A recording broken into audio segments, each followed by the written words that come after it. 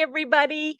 Welcome to Truth Teller Tales. I'm Ellen, and I'm dedicated to interviewing the truth seekers who are the truth tellers who have unwavering faith during this most incredible time in our history. I do believe that their stories are going to be told for generations to come and studied.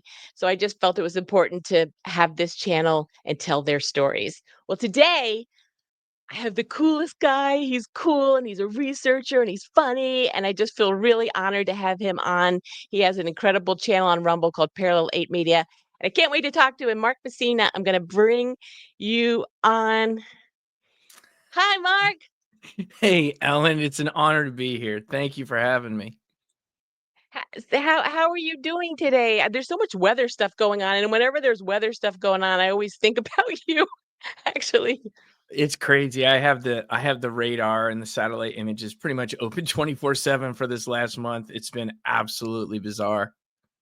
Yeah, that's a whole other thing that I mean that you the thing that intrigues me about you too is, you interview so many interesting people on your Rumble channel, you're on other channels, but there are certain things that really stuck in your craw and you wanted to dig into them. Of course, being from Vegas, the Vegas shooting, but the weather, I watch you and your knowledge of that, and it's just so intriguing. It really is. So I just have to tell you that. So first, before we Thank start you. with your life, just tell me kind of about what you're doing right now.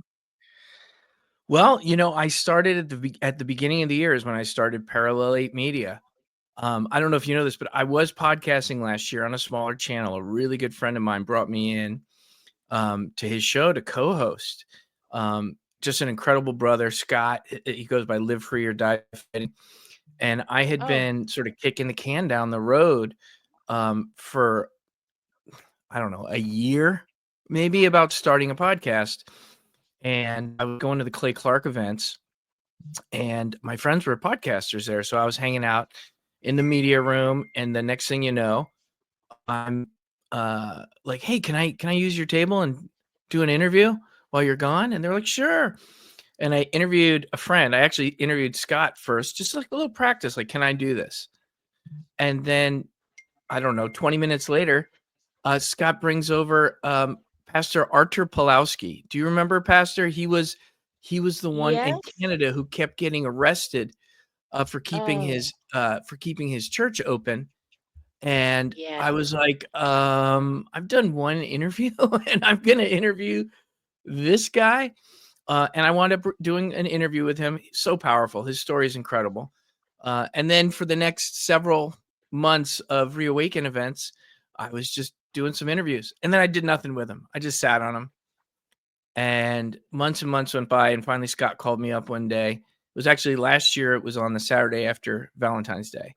I think that was Wednesday was Valentine's, and Saturday was when Scott calls me up in the morning.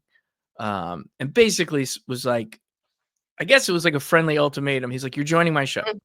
We'll be equal Oh, co-hosts. You quit whenever you want, but you got to get started." And we did our first show that day, like an hour after he oh, called. I was like, "All right, fine, I'll do it. When do we start?" And he goes, "In an hour." And I was like, "All right, I'll take a shower." So I did that. I did that for probably 10 months last year. And then he took a step back from the movement because he's got big things going on in his life. And, this movement can be all encompassing. yeah. And so he basically said, take the show. And so I said, I'm going to take a leap of faith and I'm going to start my own network. So I think the first show was Christmas or New Year's. And I just said, let's do this. I started Parallel 8 Media with, 0 followers and said, let's go. Let's just go. Having my own channel gave me the ability because I knew I was going to eventually start adding more shows. So I started with the 40K view. And it was called the 40,000-foot view with Scott and Mark before. So I just kind of shortened it to the 40K view. And so for the last 6 months, that's what I've been doing. I've been building the channel, doing my flagship 40K view shows with interviews. And then, as you probably know, I 17 weeks ago exactly, I Of course. added the Friday night huddle. Yeah, this last Friday was episode 17. Yes. And I love that, and know, as a person who just enjoys watching it and having you guys talk and change it to the Friday night cuddle and all these different things, there's so many people around the country that watch you all. It's just super cool to see that grow, and your interviews are just astounding too. I love them. So I it's just really fun for someone like me, who just enjoys the information and enjoys the camaraderie that you all have. So thank you. And I understand, obviously, that's why it's continuing to become more and more popular, and it will continue to be more popular too.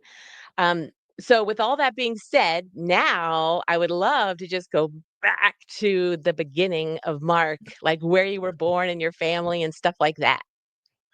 Well, I'm just a Sicilian kid from New Jersey.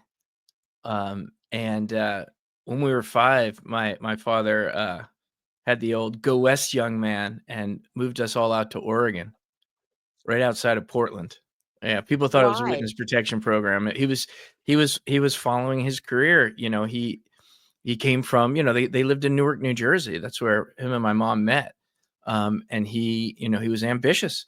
And so he had an opportunity to grow his career in a corporate direction. But he had to go 3,000 miles west to take the leap. And he did. And he moved us to Lake Oswego, which is right outside of Portland. And we were there for like 5, maybe 6 years. And then we went to Massachusetts. So then we went all the way back. And so he just kept following his career.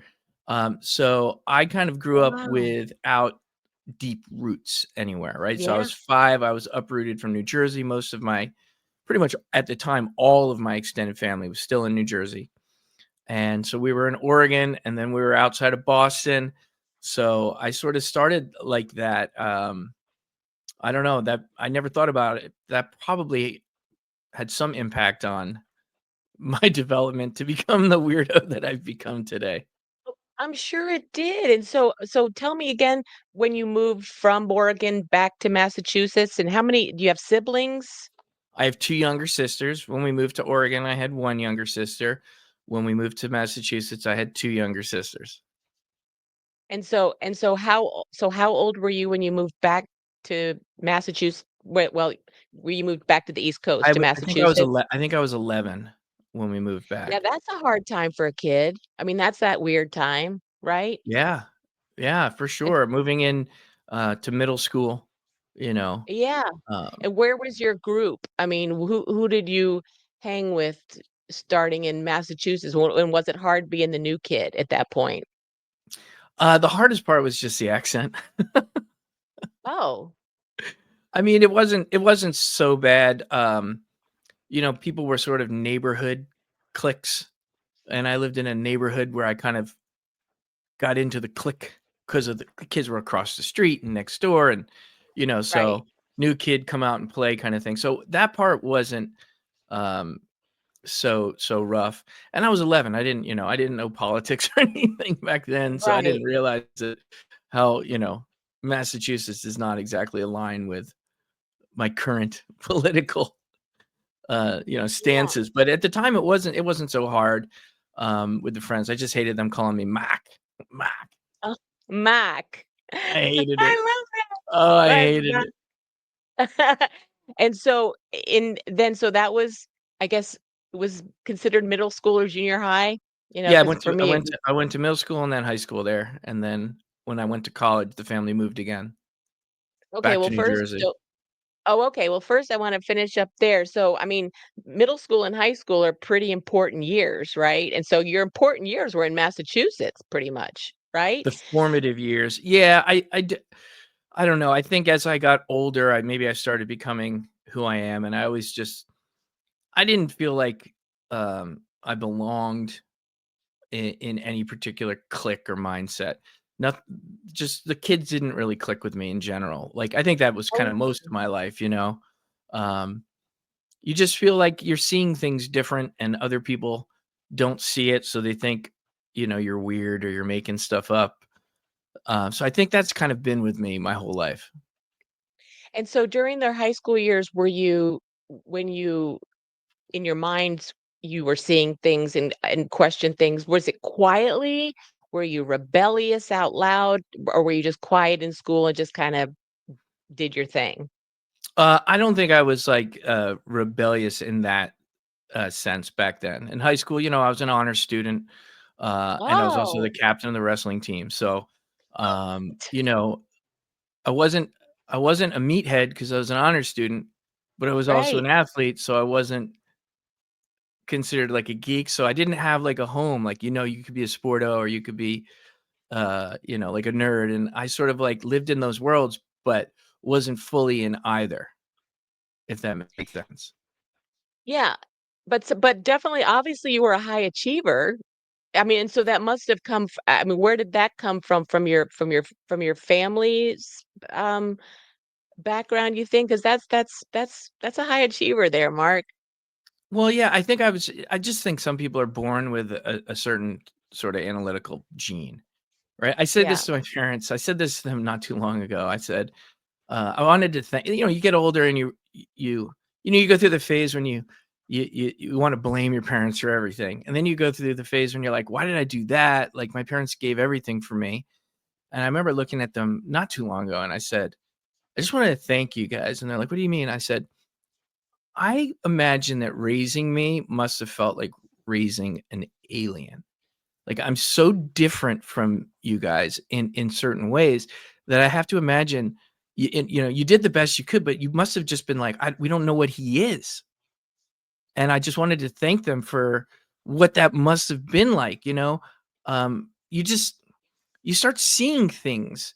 I guess seeing behind the veil of yeah, society, and just most people don't look at the world that way. And I think when you do, especially if you start out young, people think you're crazy or you're jealous or you're yeah, this or you're that when you point something out, when you're looking at a group of people and you're identifying maybe the subtler dynamics of what's going on. People don't want to see that. They want to just play their role in the cogs in the wheel, and they don't want to hear an analysis of it. They don't want to think about it that way. So they kind of shut you down when you start talking that way. right. And isn't that the psyop with which we're in, that you don't question stuff? But I wanna hear what your parents said when you said thank you because I was what you went through and I was different. What was their response? Do you remember? Yeah, their jaws dropped. They just looked at me and were like, "Yeah, you were different. Like we didn't know what to do with you."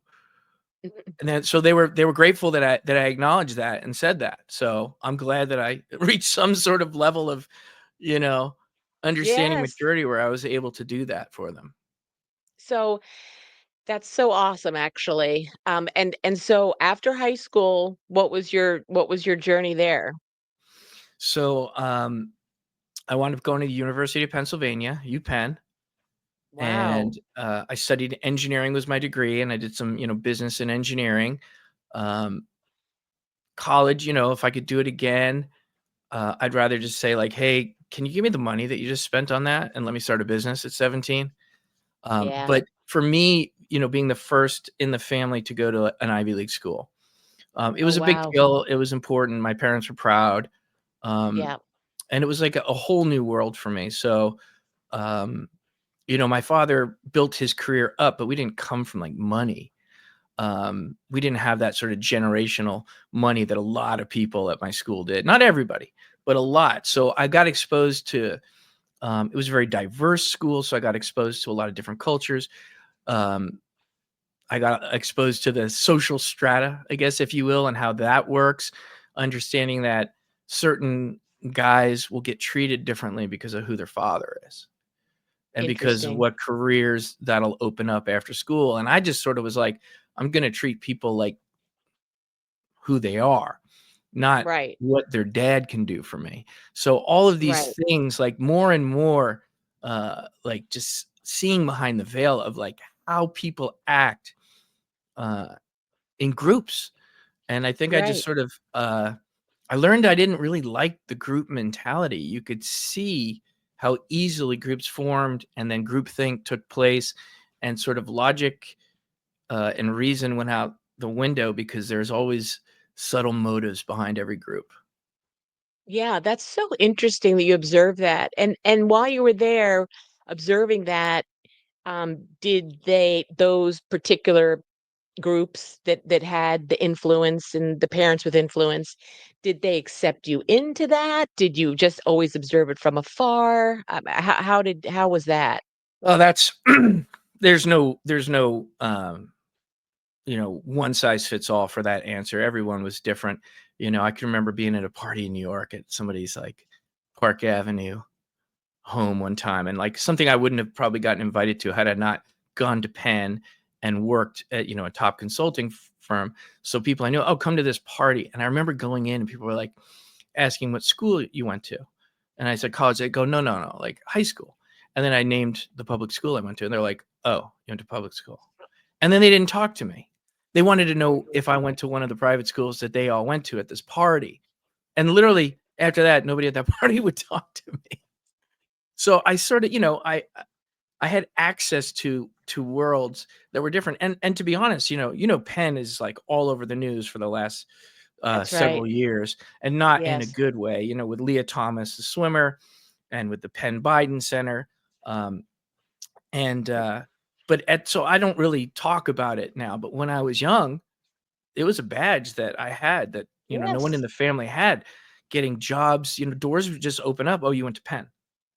Right. And it was like, wow. But then what happened is I learned I didn't care for what was beyond the doors it opened, right? I had access. I was at Price Waterhouse, and I got early promoted because I was still being ambitious and competitive and driven. And then I got the early promotion and was like, where's this leading me? So I went back to grad school. I went back to Penn again. And then I went to Wow. Booz Allen in Hamilton. And the same thing, like, well, you don't have an MBA, so you can't get the promotion to associate. And I was like, yeah, I can. I was like, I have 2 degrees from Penn, so half my classes, both undergrad and grad, were at Wharton. I don't need an MBA. I have a master's in engineering. Like, you can promote me. We can't. It's the rules. And so I fought that and got the promotion. And then I quit there because every time I was like, what am I? I'm just being a young man fighting for something without actually considering like the impacts it'll have on who I become in 20 years and 30 years. And yeah, you could work there for 20 years, be a partner making literally a couple $1 million a year. But then you're like, Mhm. what did I just do with the last 20, 30, 40 years of my life? And for me, something was like, I don't want to be in the cubicles where my goal is the office, where then my goal is the office with a window. It's like, and having meetings and just being the best at that. It didn't stick with me. Yeah. Yeah. That's so interesting to hear that, Mark, because I mean, you scooted past some really important things. So you said a master's in engineering? Yeah. I mean, that's huge. Well, And yeah.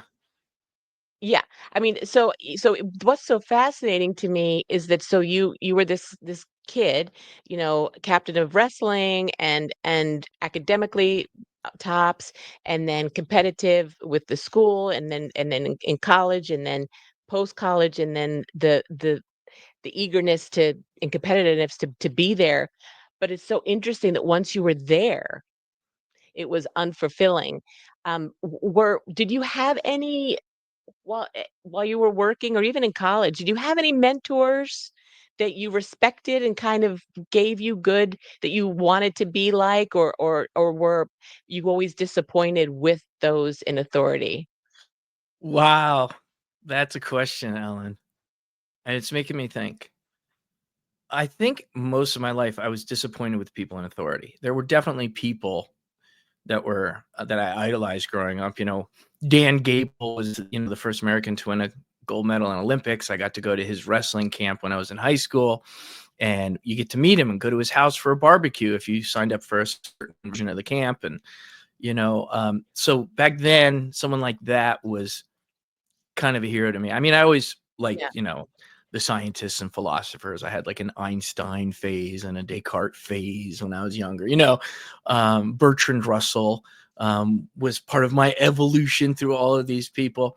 Um, but that's a really good question. I think when did I have anybody I looked up to in college? It's hard to remember now. Life is such a blur, but I know that when I got into business, I had a few people that mentored me that were great, and really helped shape my business career. And then as I got older and just sort of watched their lives, they had a lot of money, Right. but they just Yep. didn't seem happy to me.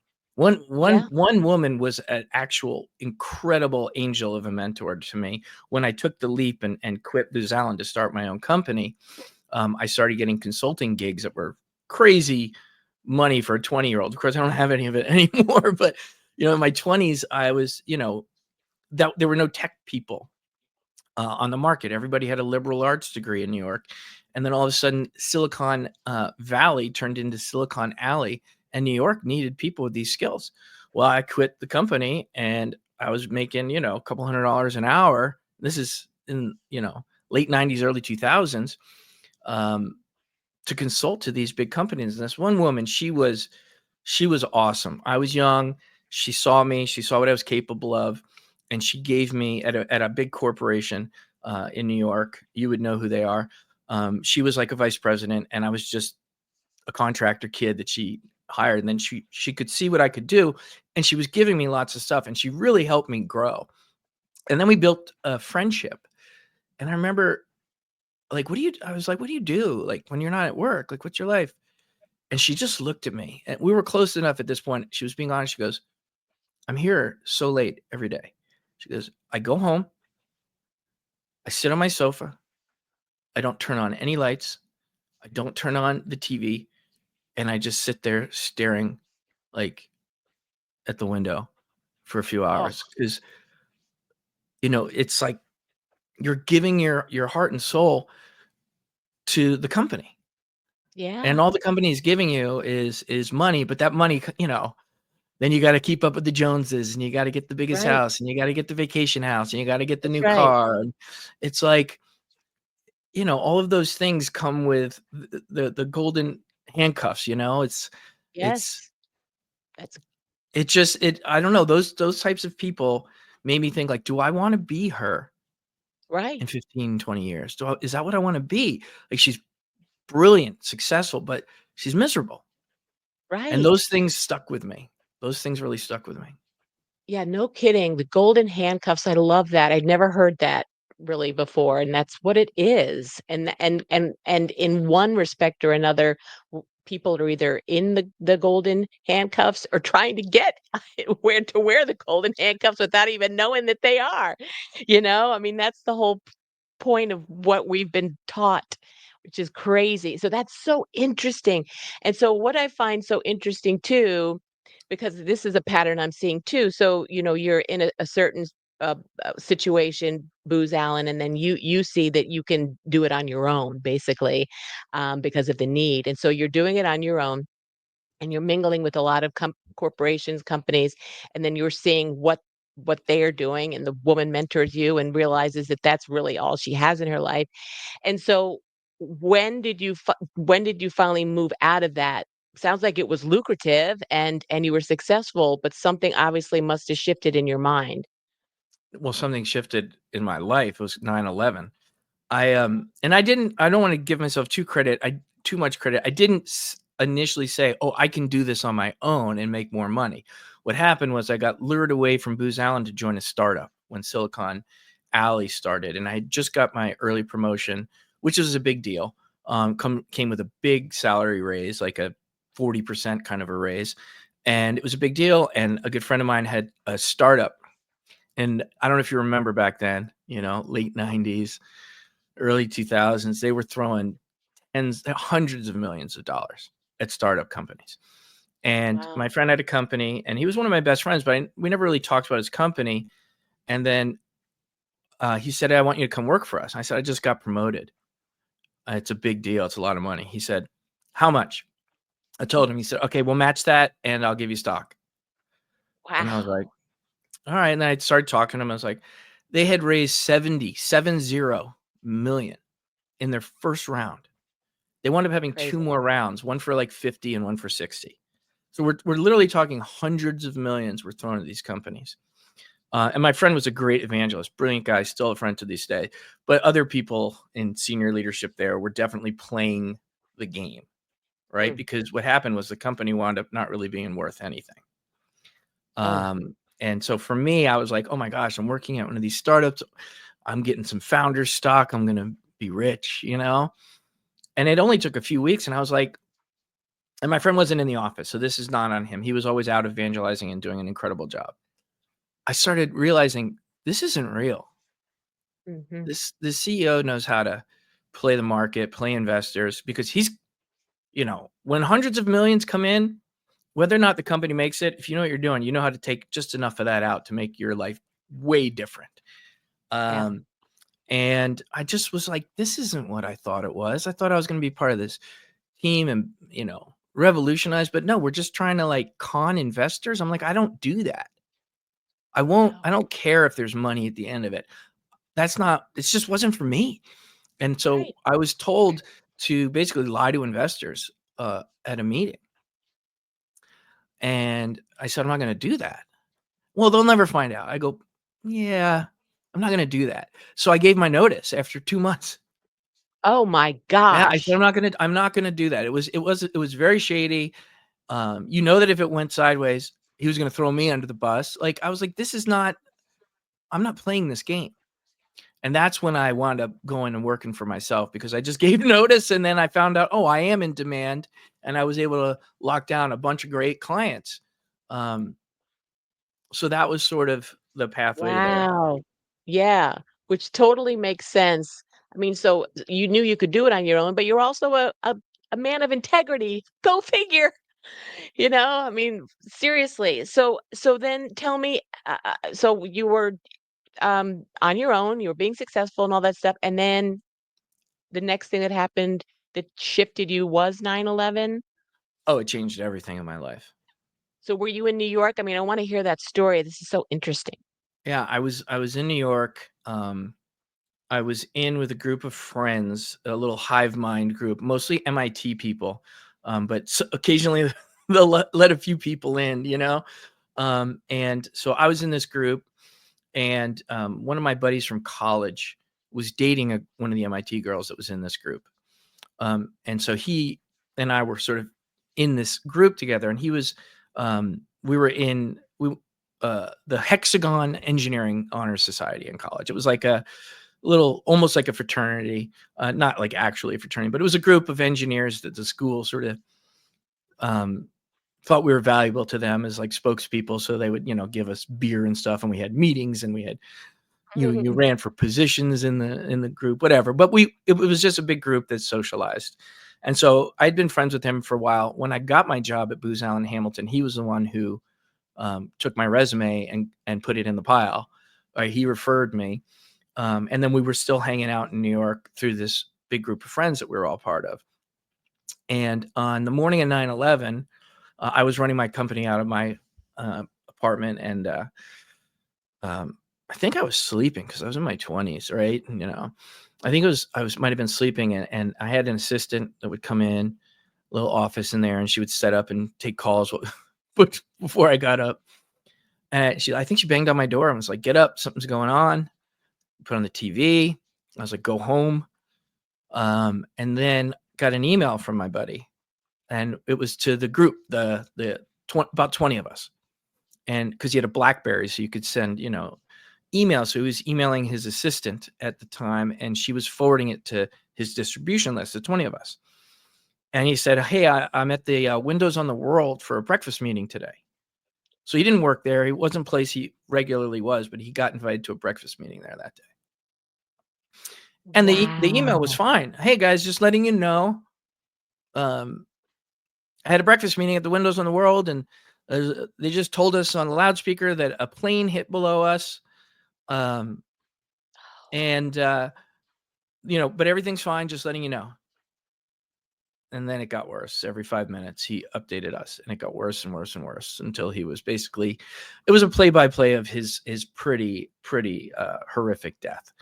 So Oh my every God. one of us got traumatized. I mean, deep trauma. The last email came a few minutes before the tower collapsed, and it was from his assistant. And she said, guys, he did send one more message, but I'm not going to forward it to you. It's too hard to read. I'm Oh just going to send God. it to his parents. And the previous messages were about, cowering in the corner, smoke everywhere, can't breathe, scared. So I can only imagine what the last message was. But I think that is what pushed everyone over the edge. And pretty much everyone on that list, um, except for me, maybe one or two others, everyone else fled the city within a couple months. Nobody wanted to You're be there. It kidding. was it was so traumatizing. You For 6 months you smelled that there was a very specific burning chemical smell, and you could smell it all over the city. And I was on the Hudson, so it blew up. So it was every day I smelled that. To this day, 25 years later, if I'm in any city and that smell exists, I'm taken right back. Like it's a very specific chemically smell. So I stayed and I was waking up with cold sweats, screaming in the middle of the night Oh, because planes were crashing into my oh, apartment. So I became obsessed with it. The PTSD was bad. And that's when God sent along a little demon to break me down. And I started doing cocaine. And I had never done hard drugs or anything like that.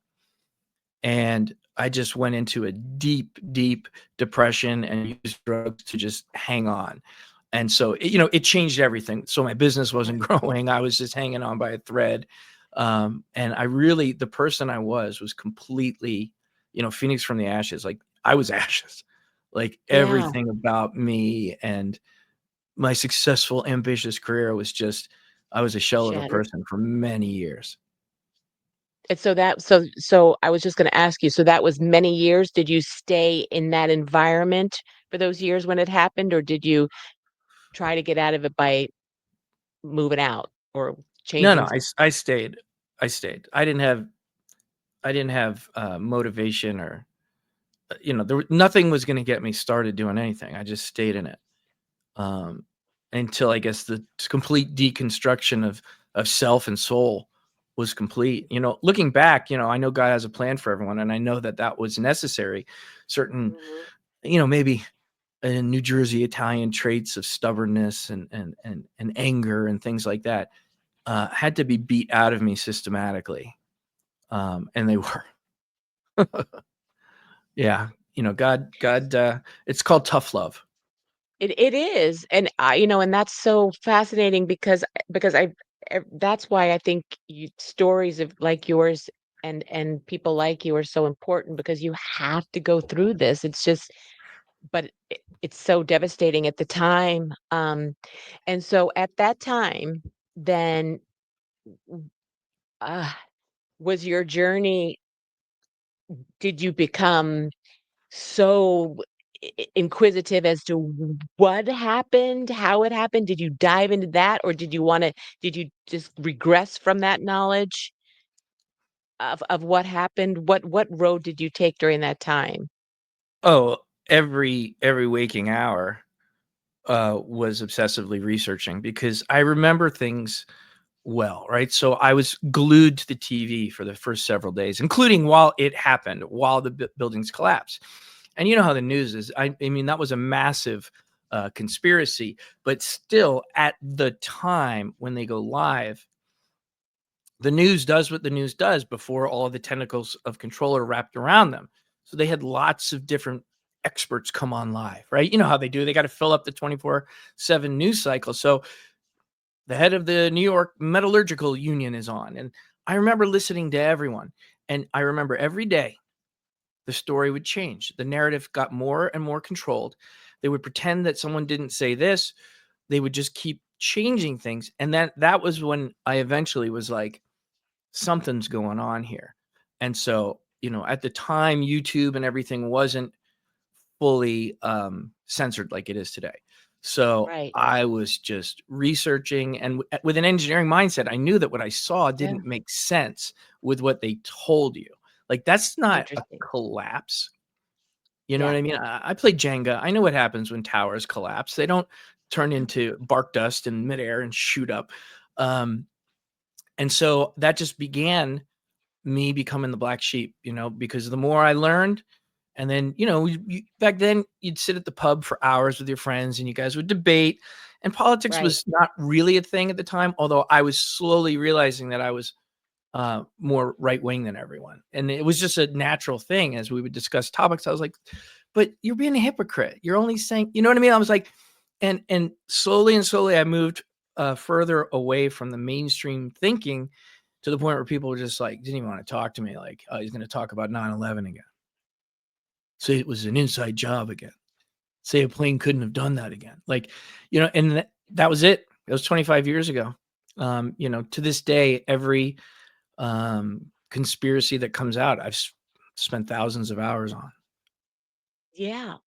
And so isn't that interesting? I didn't I now that you say that with your engineering masters in engineer, of course you would question and isn't that so interesting that in as your inquisitive mind who you are anyway, would take that and then want to try to figure this out. But what's so interesting, Mark, to me is that you there were fewer and fewer people that were willing to go there with you when you started talking about your theories, even there in New York. And that's what's so fascinating to me is what sets people like you apart. And back then, did you wonder why, that why no one else saw it except for you? I mean, I think growing up, I learned that people don't want to see, which maybe made me press harder to make them see. Obviously, I've learned over the last 2 decades that the softer approach is better. But then I was young and Right. stubborn, and Yeah. I look at look at this. How can you Yes. not see this? This is basic physics. But people don't want Right. to know. People don't want to know. They don't want their cognitive dissonance is strong. They Yeah. don't want to have their worldview and their identity shaken, thinking that your government could do this to you. How could certain people Yes. sleep well at night? But I've known about darkness since I was very young. I'd seen darkness at a summer camp with very young girls who confided in me. I became a whistleblower when I was like 12 or 13. Had an entire town and camp turn on me saying I was lying. Meanwhile, the little girls were not lying, and I was protecting them. And so I've known about the darkness, so I can sleep at night because of the good in the world. But most people don't let the darkness in. So when you're trying to tell them your government did this to you, their brain can't accept it. They will just No. fight. It's like in the scene in the Matrix, people will fight to defend the system Right. that The enslaves them story. because they're so desperately Exactly. nerd. Yes. And so I have to just back up to this the summer camp. And so did and some girls, obviously some things didn't that happened to them that were not good, and you tried to defend them. How did that end up turning out? Was justice served there or no? I was like I said, I was 12 or 13, and it was a parents' day at a camp, and there's a day camp, but twice in the summer they do overnights. And they've had a long-standing history of this honor you get. Your name's carved in a plaque. Every overnight, they'll choose like 4 campers, and there's 1,000 campers, whatever. So it was like the big honor to get initiated, and they take you across this lake in a canoe, blindfold you, and you do a secret initiation ritual, and now your name's on the tree forever. Well, I got into it that night, and the day after that was always Parents' Day. Um, So I was a young little wrestler even at the time, and I made my blindfold so I could see, but they couldn't tell. And it was hazing, and there was a sexual component to what they did to us. It wasn't anything that went as far necessarily as like rape, but there were things that raised so many flags in my mind. Like things that, I mean, everything they did, even to me that night, would have been arrestable for sure, Wow. criminal. But and then to the other kids that were with me, I could see exactly what they were doing to them, and they, you know, were doing not good things.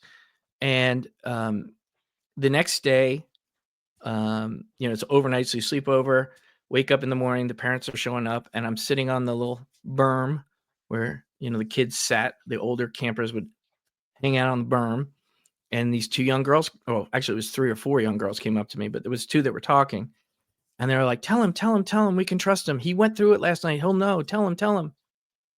And I mean, I hate even saying it, but the little girl looked at me and she said, they made me get on my knees and suck an unflavored lollipop. Oh, And she looked at me and she goes, I know what it was.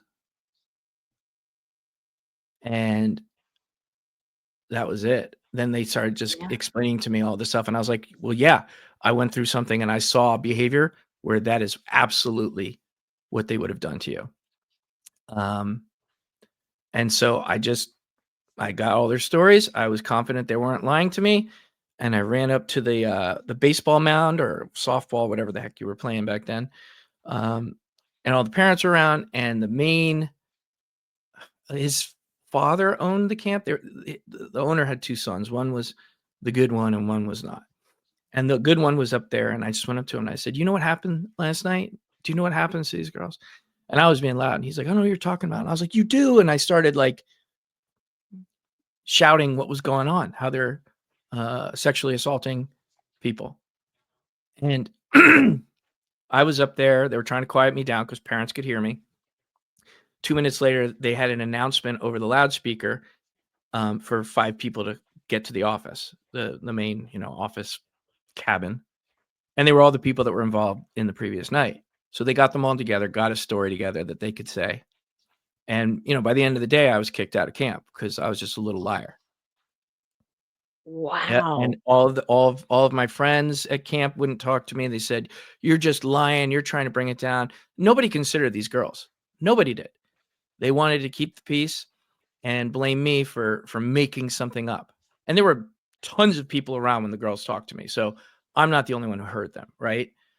And it was 6 months later when I started getting apologies from people in town saying, "Yeah, they wound up having to fire those guys. So we're glad you did what you did because it probably stopped it from continuing because they knew they were being watched now."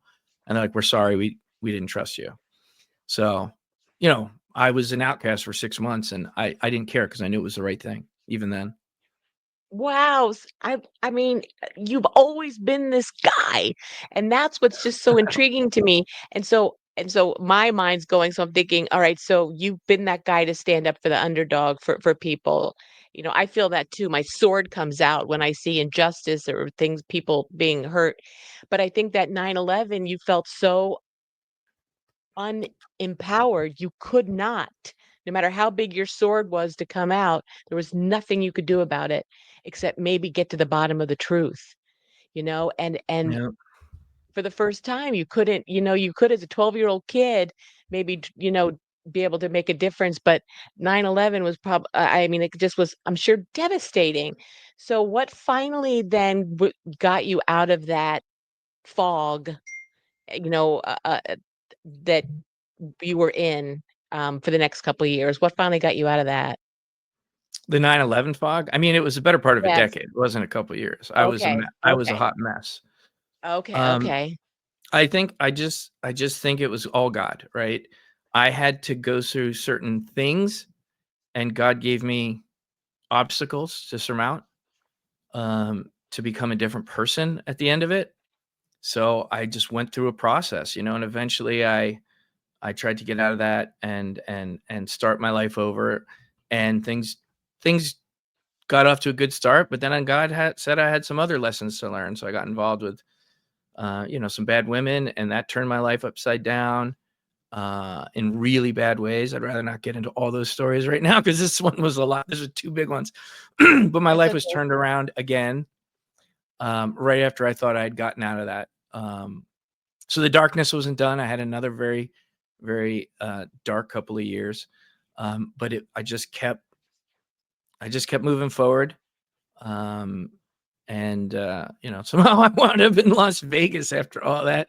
But I looked at it So like, all so go all of ahead. that happened in New York when you were still in New York? No, some of that happened in Florida after that. Okay. And Yeah. then Vegas. Was Vegas this whole other, tell me about that, and how that was a Well, change I for the finally got my positive? life back together, and I got a really good job in New York.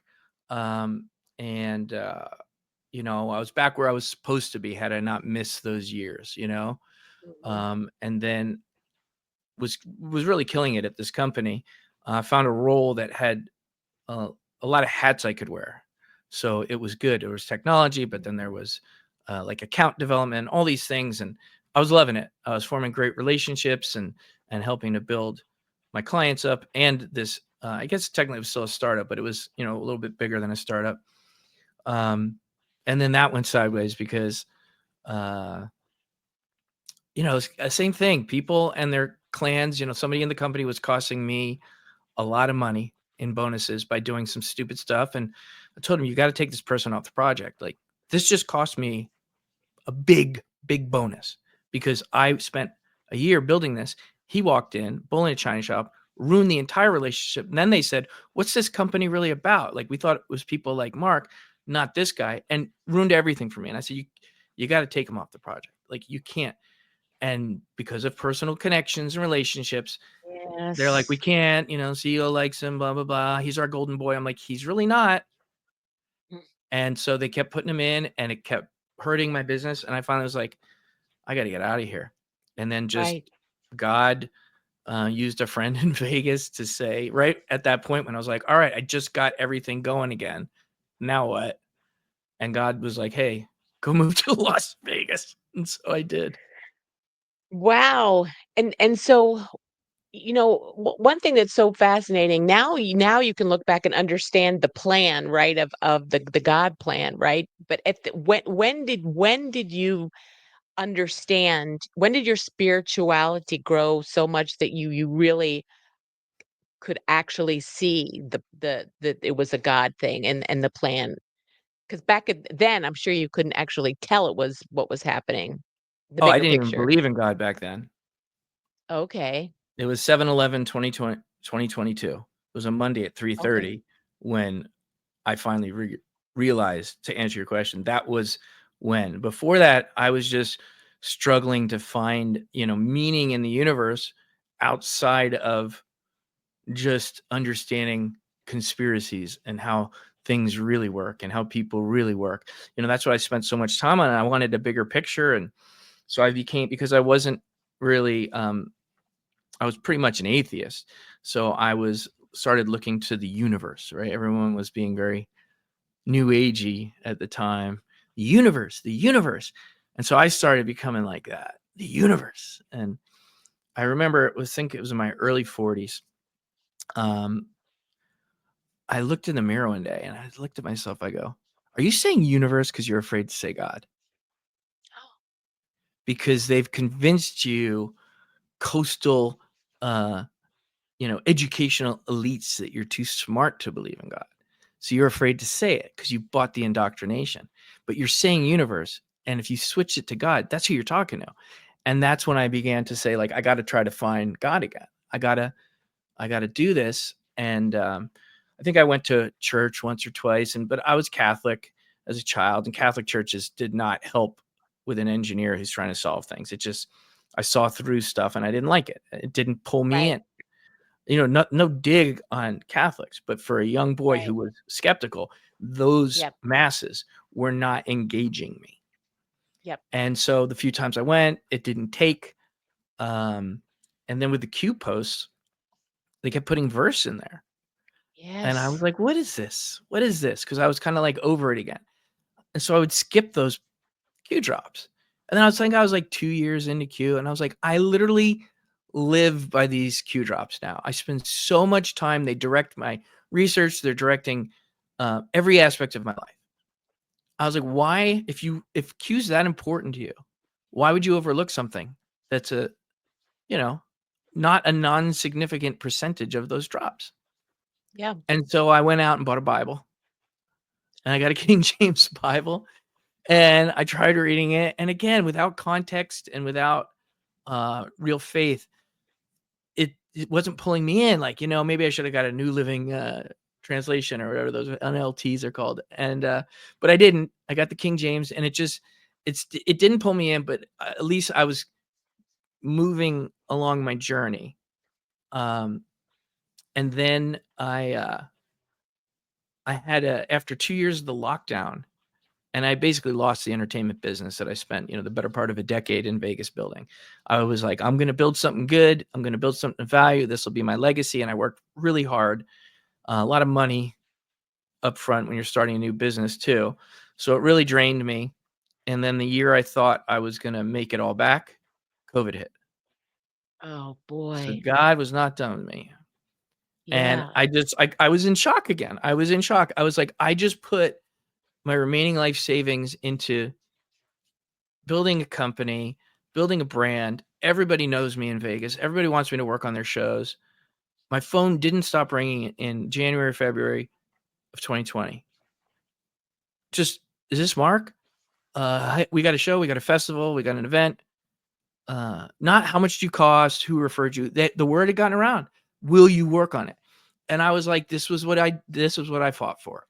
This is Mhm. why I did that. I knew we could get here eventually. This is going to be my moment. And then March 4th was my birthday. And then I Oh, think a couple days later, uh, maybe a week later, I forget the dates. It's all a blur back then. yeah. We locked down. Right. We're going to flatten the curve. And then I didn't want to answer my phone anymore because every phone call was, hey, we're canceling the event. Yeah. We're canceling the show. We're canceling the festival. It's all canceled. So everything Yep. I had booked in January, February, because you book stuff for the year, it was all gone. Right. So all this Yeah. making back what I invested, my time, it was all gone.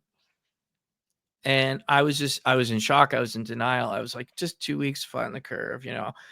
But of course, it didn't take long for my brain to get out of that mode and be like, what what's going on here? So after Yeah. almost 2 years, more than 18 months locked down in Vegas, I only had one client left from a business I built.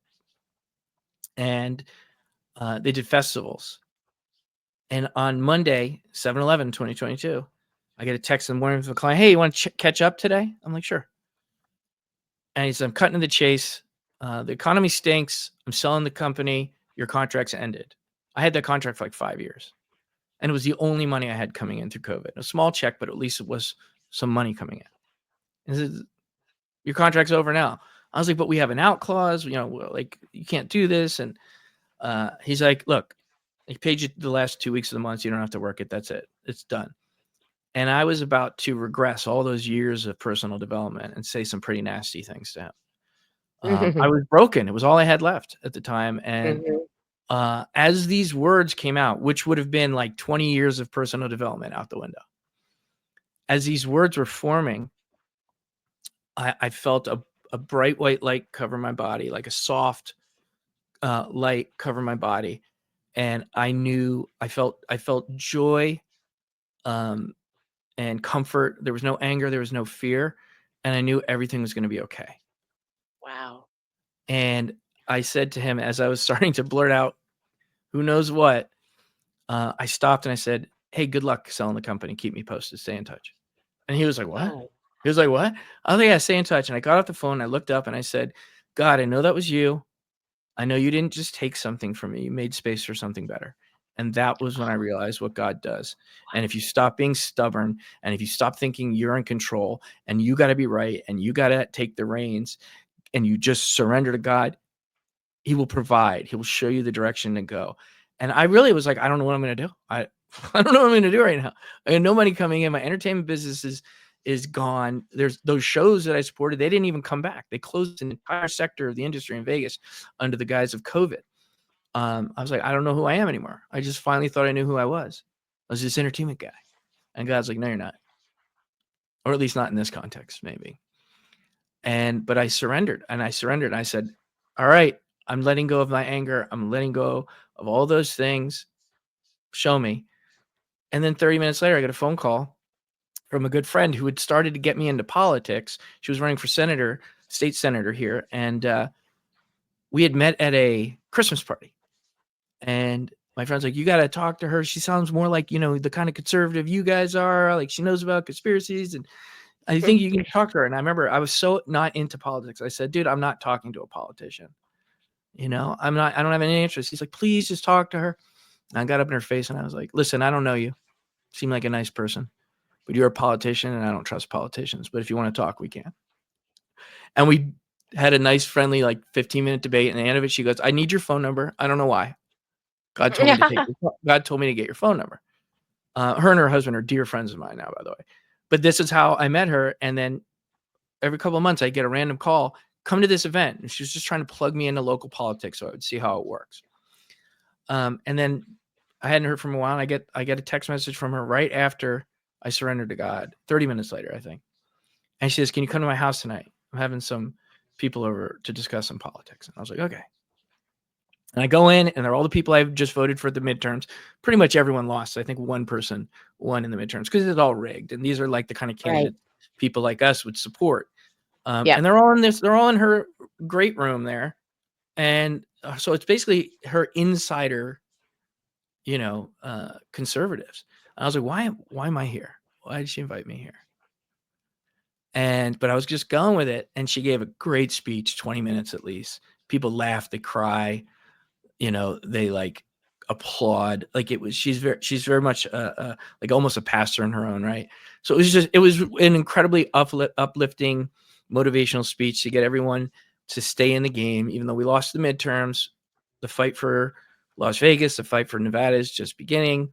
She gave this great speech, and then when she was done, and everyone was done wiping their tears and applauding, she's like, "I'd like Mark Messina to come speak next." Oh my word. I was like, "What are you doing? What are you doing to me?" Um, and I walked up acting like cool because all these people are looking at me, and I hugged her and I whispered, what are you doing?" She goes, "Just go for it. Just go for it." She gave me a topic, and I gave a speech, and it was nothing groundbreaking. It was like, with all the censorship that was going on, she's like, the tech, everyone's struggling to get messages out, blah, blah, blah. Talk to them about how they can use tech in this highly censored, um, environment. And after that, it was a mingler. And by the way, I'd never spoken like that politically with zero preparation, but it came out. When they say God gives you the words, it came out and people liked it. So people wanted to exchange phone numbers with me at the sort of mingling afterwards. And 6 or 7 people invited me to an event the next day, the Constitutional Sheriffs and Peace Officers Association Town Hall at the Ahern. I didn't know what the heck that was. I still wasn't really that into politics. I didn't know what Constitutional Sheriffs, Town Hall, what is that? And everyone was inviting me, and I was just like ignoring it.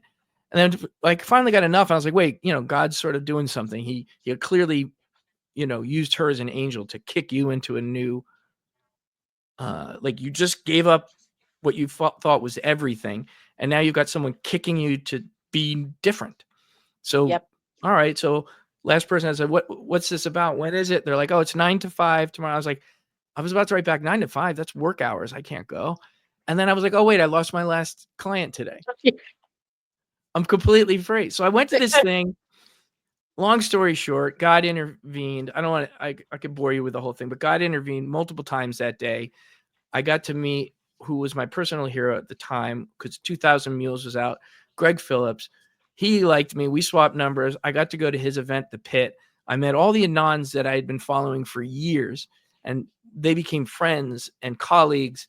And so within that 12 hours of surrendering to meeting those people, my entire life was changed. My trajectory, the people I'm surrounded with, the direction, and that all led me to podcasting. So, God was like, yeah, you took some beatings. Now use them for good. So that's what I'm trying to do.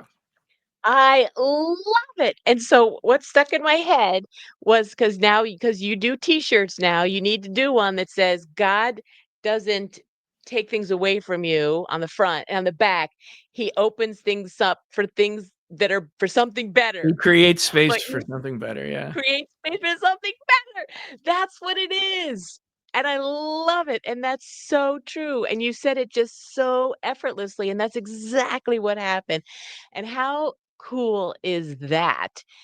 And that is just so amazing. And you're so right. And the thing that I'm finding talking to people, who are warriors like you, that is similar is that when you do find that space where you just let go and let God lead you and go to those open doors, it definitely happens. And it's just amazing, and it's so heartwarming, you know, to hear that after your whole journey, and I'm just so grateful that you shared that with me today. And I think many people are just going to be so interested in hearing that story. I mean, what a wonderful story. And the group of fellas that you um do shows with as well are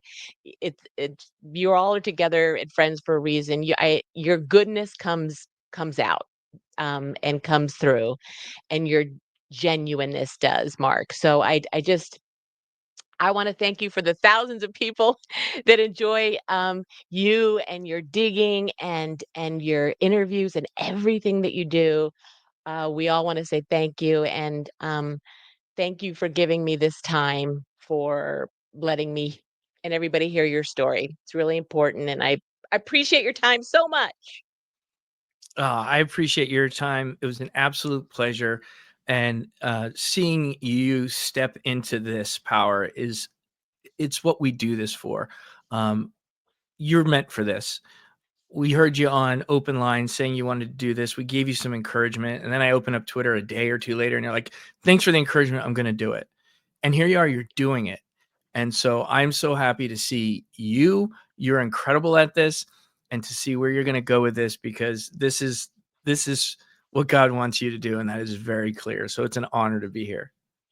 Thank you, Mark. It is, because these stories are your stories are so important, and for sure, and it's just gonna become more and more important as time moves on, and this whole time is gonna be studied for years to come.